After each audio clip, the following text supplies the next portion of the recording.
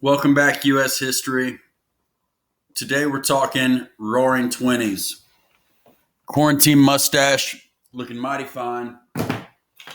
Now that I've showed you that, I think I'm going to try to X myself out of here so you don't have to stare at me. I think we would all probably appreciate that.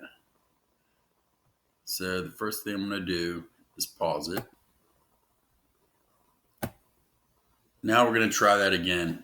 So anyway, today we're going to start on this new era, and we're going to take a little bit of a detour, and we're going to look at three specific incidences in the era, and we're going to try to sort of take a look at what exactly we can learn about the Roaring Twenties from looking at these things. So some of this stuff, I think, like a lot of people, when I hear Roaring Twenties, I think Great Gatsby. I'm sure you guys are all familiar with the imagery of the flapper, the girl with the short hair and the hat, people doing the Charleston, all that kind of thing. It also is a time of a lot of organized crime, right? With Prohibition, there's this new black market for alcohol, and the black market was filled a lot of times by small-time bootleggers, and other times by full-blown kingpins. All right, cool. I stalled effectively. Now let's begin. I hope everybody's doing well and that you guys are staying safe. Be nice to your siblings. Don't drive your parents crazy. All right. So as soon as this loads up, you're going to see the classic flapper look, right? This hat, I think it's called maybe a derby hat, although don't quote me on that. Maybe one of you fashion ladies would know better than me. Two cats, because, right, what says luxury and being a hip modern woman like a cat? We've just ended World War One, and unfortunately, this video doesn't work.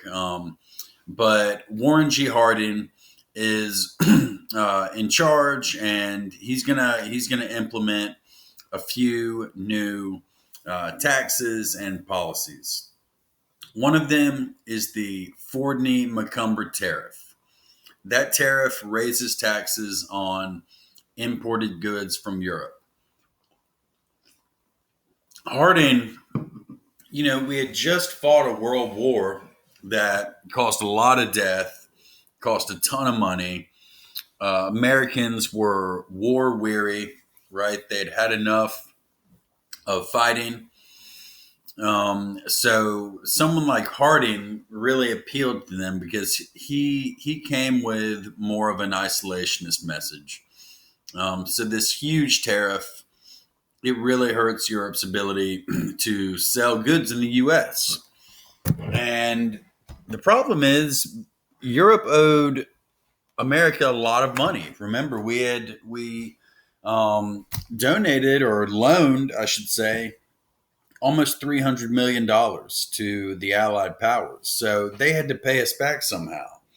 And the way that global economy works is the European nations, Britain and others, made money by selling goods to the United States. So if that was suddenly not cost effective, it's really hard for those countries to raise the funds they need to have. We get the Teapot Dome scandal. Harding's not known for being particularly corrupt, but he surrounded himself with dirtbags, and this scandal is, so to speak, and this scandal is an early example of that. A notable example of that. It's the Teapot Dome scandal. Basically, accusing his Secretary of the Interior as having leased public land. So basically, taken government land and allowed people to use it and charge them rent as if he was a private landholder. Clearly, can't do that. Very sharp dresser. I'll give him that. We also see this rise in nativism. The United States has been a country long enough at this point to where the word native doesn't really evoke thoughts of Native Americans. Now that means people born in the United States, uh, who all of whom are immigrants in one way or another. So this nativism was a new level of animosity or prejudice towards foreigners, towards immigrants. We had just fought a war against foreigners. Now, granted, we fought alongside foreigners, but we were fighting a foreign enemy, a foreign foe. So there's this new distrust of foreigners and a real prejudice to them in the United States, and that plays out a few different ways. The fear of communism, I think I mentioned that yesterday, but in fact, I know I did. Communism, Lenin had established a communist republic, the USSR, and even though we had partnered with them in World War One, we were not on great terms with Russia. There was this fear that the U.S. government was going to be taken over by radicals, by these communist radicals, just like the animals over in Europe, over in Russia. The Palmer raids, and our reading part of the reading that we're going to do is about the Palmer raids, but uh, that refers to a guy named Mitchell Palmer who leads raids on accused communists. Accused is an important word there because often these people had were not actually communists. They were just people suspected of it. Sometimes it could be as simple as you and your neighbor are arguing over a property line, and your neighbor calls the feds and says, "Hey, I suspect that my neighbor is a communist." Well, that could get the ball rolling, and the next thing you know, you could be jailed. So Mitchell Palmer, the Attorney General, he puts forth an initiative to arrest communists. Along come these guys, Sacco and Vanzetti, and they're also featured in the reading that we're going to do. But they were anarchists, so they were outspoken anarchists. They didn't hide that. They essentially believed that no government was the best government, and they were put to death for a murder. They were arrested and put to death for a murder. The witness said that the perpetrators looked Italian, so they scooped up Sacco and Vanzetti, tried them, and put them to death.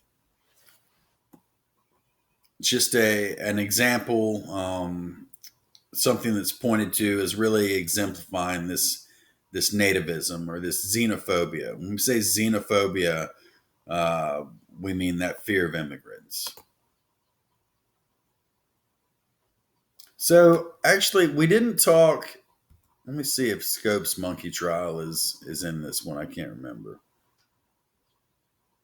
No, it's not. We're going to get to that tomorrow. But since we just talked, um, well, you know what? Actually, let's keep going.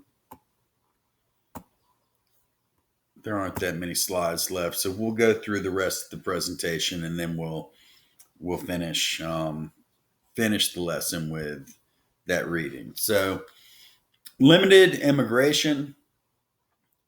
The federal government set something up called the Emergency Quota Act, and basically it set quotas or limits on immigrants that can come from certain areas in Europe. A lot of these restrictions were put on Catholic people and Jewish people. Now Catholicism is um, not really considered a threat by the mainstream, but in 1921, there was still a lot of distrust of Catholics because Catholicism was associated with Spain and France and foreign countries. So Ireland, these countries that were sending immigrants, these immigrants that at least the narrative put forth by the nativist was that they're taking our jobs, et cetera, et cetera. So the war only increased that.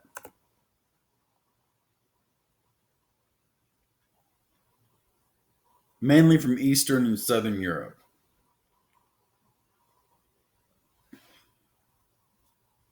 You can see that that's a big number.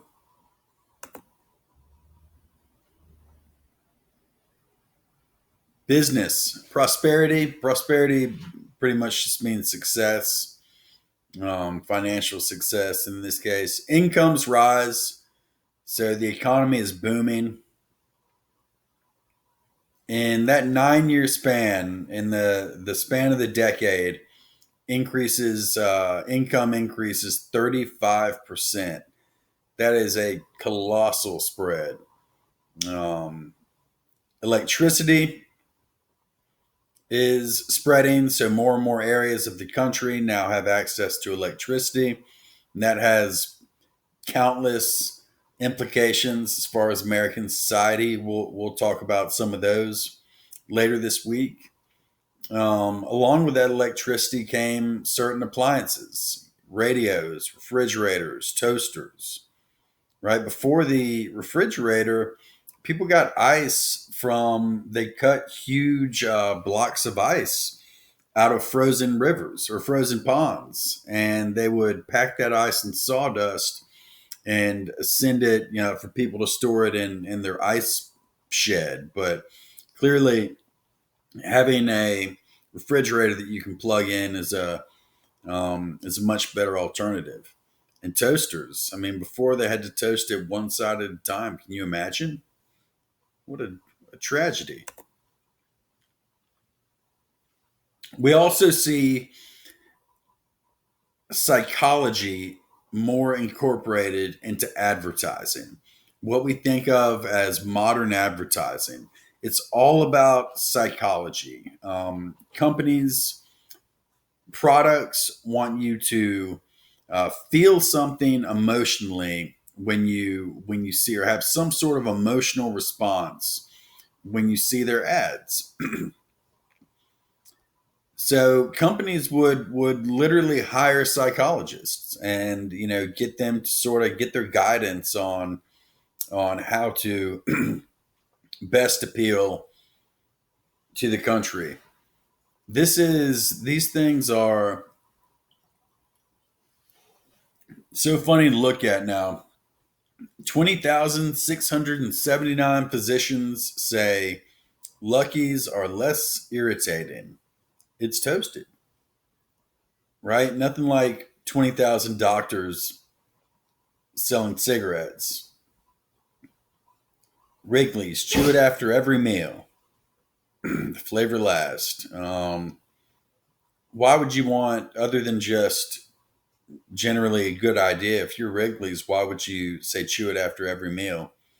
Then they're chewing three pieces. Weak men, here's help for you. Oh man, Dr. McLaughlin's electric belt. Wow. Coca-Cola, an Atlanta company, they emerged during this time. It is true, initially it had trace amounts of cocaine in it. That's no longer the case, but Coca Cola was really an early pioneer in terms of these national and then global brands. Still has a very big presence globally. And just for those of you who may find yourself in Atlanta, certainly in the city of Atlanta, it's got a big presence.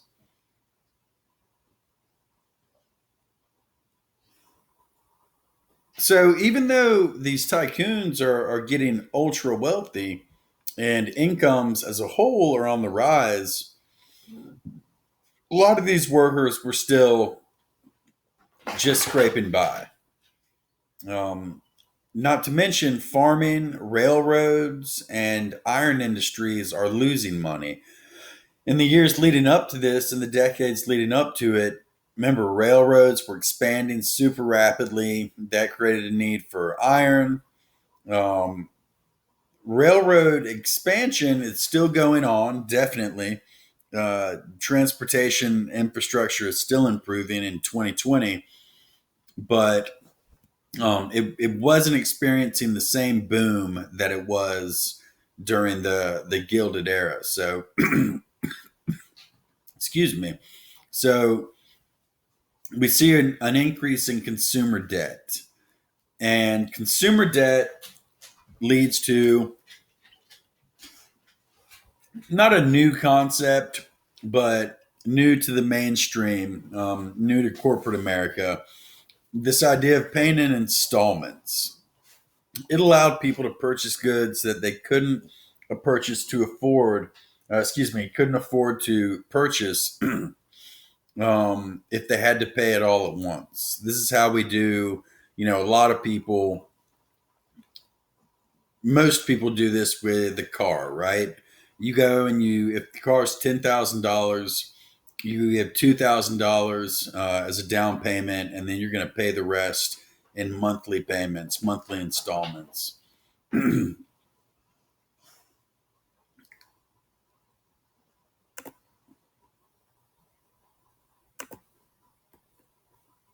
Don't be like that.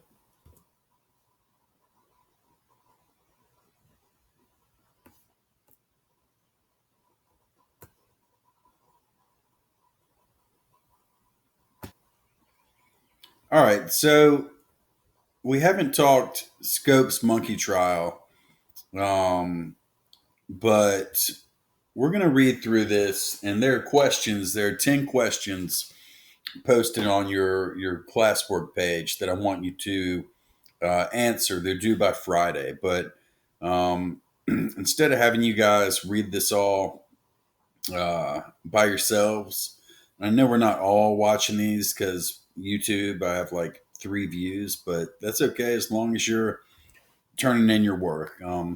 So Sacco and Vanzetti. On April 15th, 1920, two men were murdered in Massachusetts. The two men who fired the shots escaped in a waiting car with more than $15,000. A witness claimed the two murderers looked Italian.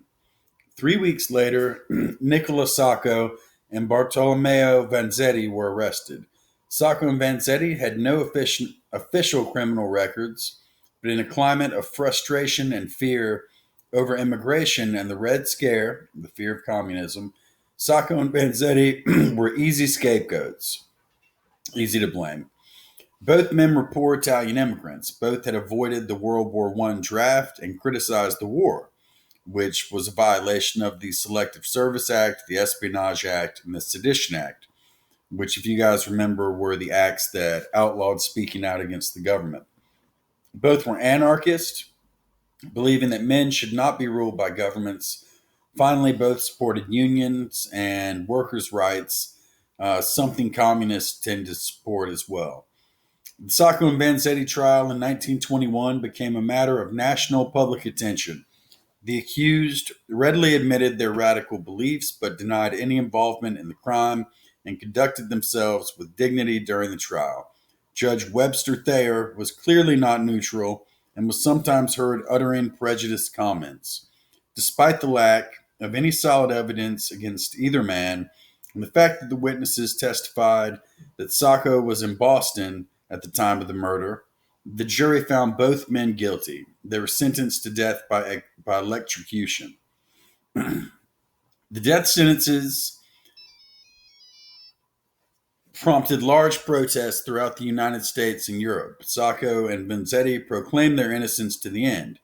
Before his death, Vanzetti spoke from the electric chair. I'm suffering because I am a radical anarchist, and indeed I am a radical. I've suffered because I am an Italian, and indeed I am an Italian. If you could execute me 2 times, and if I could be reborn 2 other times, I would live again to do what I have done already. Wow, that's a pretty bold last statement. Many Americans were ashamed of the outcome and felt nativism and the Red Scare had caused America to execute innocent men. They questioned whether having unusual beliefs was a good enough reason to strip someone of their rights, and especially their life. Other Americans cheered it as a step towards reclaiming the nation from the radical beliefs of communism, anarchism, and other immigrants. Guilty or not, Sacco and Vanzetti did not receive a fair trial because of their unpopular beliefs, despite living in a country claiming to protect freedom of speech. So, this shouldn't be a surprise, really, that some people thought it was an absolute travesty. Others were perfectly fine with it. But still, definitely pointed to as an episode in history that was a real sign of the times. All right. The Palmer Raids. The end of World War I in Europe did not bring immediate peace and prosperity to the United States. Businesses had to cut jobs and worker pay. Workers' unions fought back by going on strike to protest unfair firings and loss of pay. However, unions were becoming less popular due to the fact that communists supported unions. After all, communism tries to make everyone and everything equal. Therefore, management, bosses, argued, weren't unions also trying to make all workers equal to their bosses with their demands for higher pay and better treatment? Fear of anarchists, communists, and immigrants caused some to fear unions. In 1919, President Wilson appointed a new attorney general, which is, as you guys I think know, is the top government lawyer, named Mitchell Palmer, who we mentioned. As fear and frustration over the Red Scare increased, Palmer began tracking the activities of American citizens who had voiced criticisms of World War I. He then began secret investigations into unions, immigrants, and possible supporters of communism or anarchy. He quickly convinced himself that a plot was underway to overthrow the U.S. government. Palmer declares alien Reds are to be deported. Determined and prompt action will be taken against radicals caught in widespread clean something. The first in a series of so-called Palmer raids was launched on November 7th, 1919. Hundreds of suspected anarchists and communists were arrested for their radical beliefs, despite having committed no actual crimes. Many were jailed for long periods without being formally charged with a crime. Remember, you have a right to a speedy trial. In December, in a highly publicized move, Palmer deported more than 200 quote unquote radical immigrants back to Europe and Russia. Despite finding no credible evidence that a communist plot was underway, Palmer staged more raids in January 1920. With the assistance of local law enforcement officials throughout the country, as many as 6,000 suspects were arrested and detained. Most were targeted largely because they were active union members. So, unionism is certainly under attack here. Palmer claimed to know that May 1st, 1920 would bring massive communist protests to signal the beginning of a revolution, which, of course, was not true. Americans were nervous as the date approached, but the protest never occurred, and Palmer lost credibility in the eyes of many.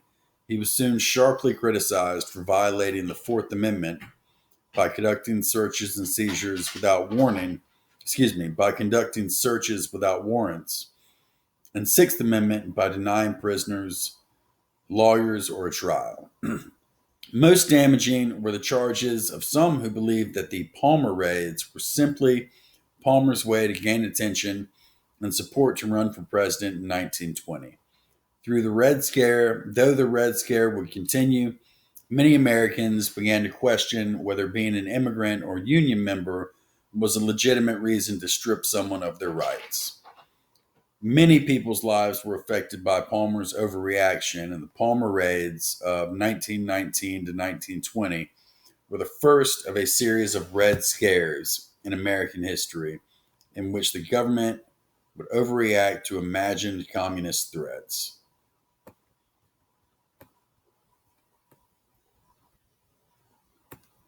I'm going to post this. Well, you know what? We might as well read it. The Scopes Monkey Trial. Americans experienced sweeping social, political, and economic changes after World War One. Tensions over race, immigration, employment, religion, prohibition, women's suffrage, and communism were high. Too many Americans, especially conservative Americans in rural areas of the South and Midwest, keeping their fundamental or traditional basic religious values was more important than ever. In March 1925, the conservative state of Tennessee passed a law that made it illegal for teachers in public schools to teach any theory of the creation of humans other than the Bible's story of God creating Adam and Eve. This law was aimed at stopping the spread of Charles Darwin's theory of evolution. Evolution taught that humans evolved over millions of years as they competed for food and other resources. Some felt evolution meant human beings had descended from monkeys, meaning God had never created humans. Therefore, to religious fundamentalists, evolution was an attack on God.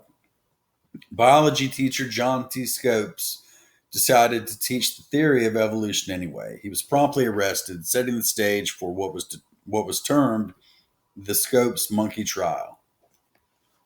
Reporters poured into Tennessee for what was being called the trial of the century.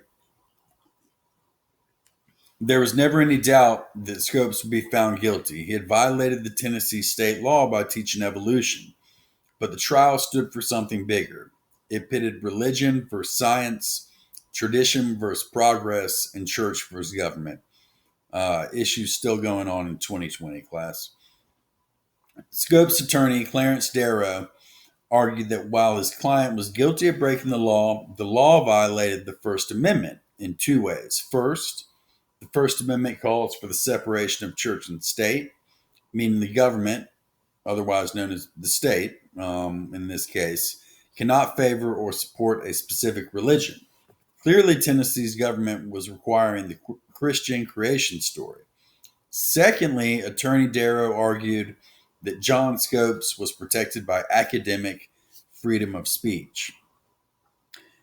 The prosecution was led by William Jennings Bryan, a former Secretary of State and three-time presidential candidate.